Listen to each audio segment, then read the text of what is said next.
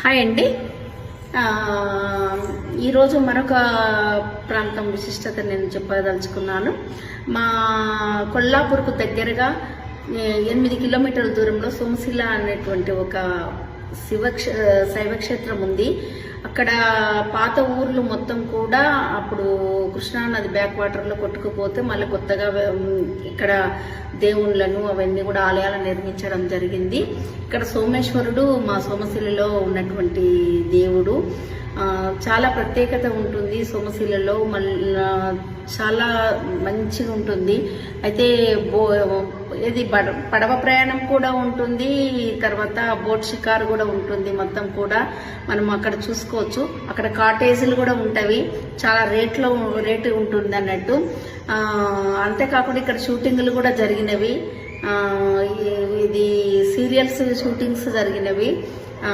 తర్వాత ఇక్కడ ఏంటి అని అంటే చేపకూర చాలా ఫేమస్. ఇక్కడికి వచ్చిన వాళ్ళందరూ కూడా ఆ చేపకూరలను అవి అన్ని వండించుకొని తింటుంటారు ప్రత్యేకంగా. అక్కడ మిల్స్ కూడా చెప్పి పెడితే చేస్తారన్నట్టు.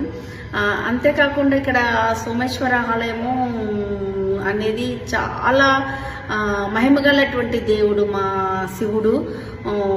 ప్రతిరోజు కూడా వేరే వేరే ప్రాంతాల నుండి బస్సుల్లో ప్రయాణం చేస్తూ మా సోమశిలకు రావడం అనేది జరుగుతుంది. అంతేకాదు సోమశిల బ్రిడ్జి అనేది కట్టబోతున్నారు. అది 2 స్టెప్స్లో కట్టబోతున్నారు అన్నట్టు. కింది స్టెప్లోనేమో ఓన్లీ ఏది గ్లాస్ ఉంటుంది, ఆ గ్లాస్ తో ఫిట్ చేసి ఉంటుంది. తర్వాత పైన ఏమో వెహికల్స్ కోసం అనేది 2 స్టెప్స్లో ఏది తీగల వంతెన అంటారు కదా, తీగల వంతెన కడుతున్నారు. సోమశిలలో ప్లాట్స్ అయితే మాత్రం ఆకాశాన్ని అంత, హైదరాబాద్ లో కూడా ఆ రేట్లు ఉండవు, అంత రేట్లు ఉంటున్నాయి అన్నట్టు.